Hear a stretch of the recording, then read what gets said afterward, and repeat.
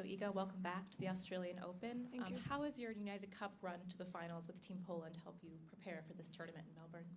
Well, for sure, it was nice to play, some high-quality matches against the top players. So, yeah, I just realized that, I'm feeling pretty confident and a little bit better than last year. So hopefully, this feeling is going to stay with me. And yeah, we worked hard on United Cup. Unfortunately, we were really, really close to win it. We came up second, but still, it was a great experience, and I had a lot of fun. All right, questions? If you could just raise your hand, please. Yes.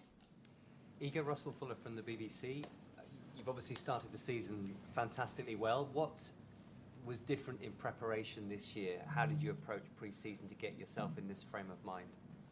I would say it was more peaceful, and I literally could just focus on practicing and resting. And I remember last year it was all pretty hectic because I had plenty of stuff to do off court, and I realized that, sometimes I kind of let myself not be focused 100% because I played so many matches that I kind of, said to myself, okay, I have like 6 weeks now of not playing matches, so I can kind of chill out.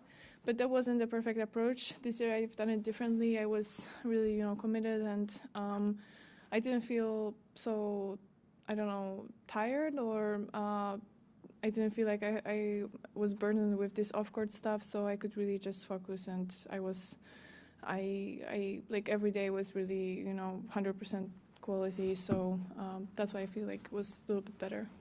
All right, we'll do that, and a question here and here. Hey, Iga. Hi.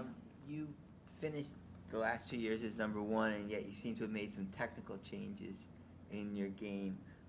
What brought that about, and what was your thought process in terms of doing that, and how hard has it been?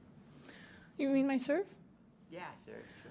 Well, we've been planning to do that for a long time now, but, it's hard to find the proper time, especially when, we kind of wanted to do it last year, but I won suddenly US Open, so we're like, why would we do it after, winning a Grand Slam? So, the timing was pretty tricky. We also tried a little bit to change something after Wimbledon last year, but this time I knew I was kind of ready to just stick with it and not come back to my older movement and my previous movement, and I mean it's not a big change. Like I'm only changing my swing here. Up there, everything is the same, so it was enough for me to have a couple of weeks to be fully committed and just not let myself go back to the old movement. And I feel like it's already kind of natural for me, especially because I served like that when I was younger. It's just more compact and more smooth. I hope that was the goal, at least. Question here and here. Just sort of following up on that, what was it in 2022 that you felt like you could get more out of with your serve that made you want to make that change?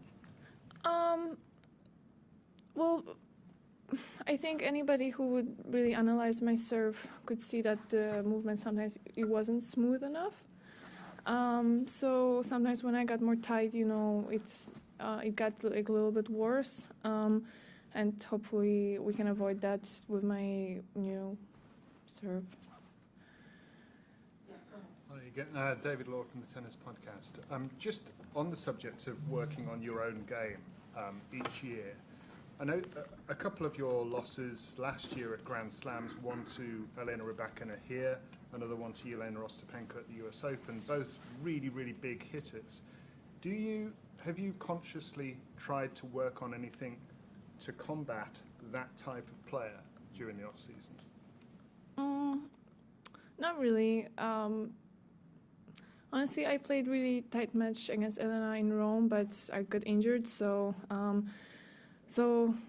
well, if I look at these matches that I lost, I remember, sometimes, maybe at the US Open, for sure, I felt like I didn't have time to practice properly for a couple of weeks. I only practiced like 1 week after Wimbledon, and I felt like it wasn't enough for me to feel like I'm in a perfect, shape in terms of the technique throughout the whole US Open swing. So we'll plan our season differently, so I have more time to work on my technique a little bit, if it's possible, because now it may be hard with these new rules about mandatory tournaments. But, well, for sure, these are the players, they're, at the top of the game, and it's not easy to play against them. I wouldn't compare, I wouldn't put together Elena's and Yelena's game because they're completely different. For sure,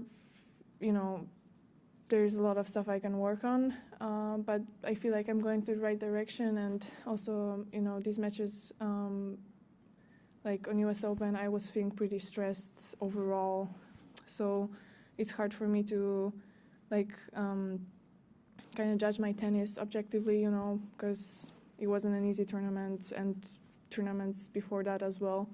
So. Ben and then Courtney.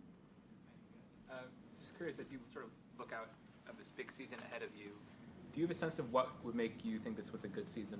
Like, what would be 2024 a good season by your standards? Well, the only thing that is different is the Olympics. So for sure, I'd love to have a good result on the Olympics, but I don't see a point of looking, at what's going to happen in July, because we have plenty of tournaments that are important before. So I'm kind of taking it step by step, so I'm not looking that much forward. I remember last year I was looking, I was kind of analyzing what I can do throughout the whole year, and it was really, I got tired just thinking about it, So this year I'm just thinking about until the end of Australian Open, and then I'm going to think about my next goals. Courtney, and the question in the back. Iga, do you know who you're playing first round? Sophia? Okay, Yep. just checking. But can you just talk a little bit about that match? What was your reaction to seeing what was obviously a final here a few years ago in your first round? Well, yeah, it was, it kind of strikes me sometimes that, we played, my first Grand Slam final was against Sophia, now we were playing in the first round, so it's pretty weird, but that's how, our, life's journeys kind of went apart. But on the other hand, I know she's been playing some solid tennis lately. I saw how she was playing in Abu Dhabi, so it's not going to be easy. And I'll just get prepared the same way as usual. The coach is we're gonna talk about the tactics, because we haven't played in a while, so I have to kind of see how she's playing right now. That's all. Okay, a few more English questions in the back. And Catherine. How do you feel about the tournament being played over 15 days now, and about the motivation behind that? Well, I don't feel like it impacts me because I think I'm supposed to play Monday or Tuesday. But it was, this system was on Roland Garros for a couple of years now, and it was fine for me. It makes sense. I think schedule-wise it's going to be a little bit easier for the tournament to finish matches earlier. And at the end, it's just, the first day, and then the tournament goes back to normal. After these Sunday matches, people have 2 days off, and then it goes back to normal, so it doesn't really matter. All right, last two questions in English. Catherine and then Courtney. Hi, Iga. Hard-hitting one from me. I know you're a Swiftie. Are you planning to see the Iris Tour this year? I am. In Not Poland?